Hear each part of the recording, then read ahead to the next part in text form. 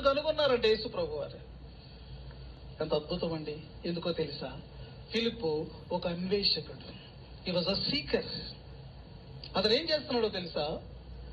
ధర్మశాస్త్రాన్ని, ప్రవక్తల గ్రంథాన్ని ఆయన చదువుతున్నాడు.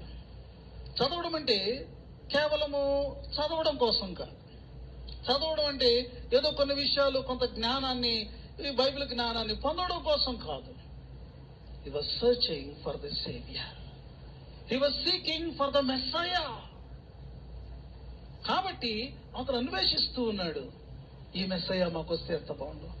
ఇదిగో ఈ గ్రంథంలో నాకు కనబడుతున్నటువంటి ఈ యొక్క రాయబడినటువంటి మెస్సయ్య త్వరగా వస్తే బాగుండు, త్వరగా వస్తే బాగుండని వెతుకుతూ ఉన్నాడు.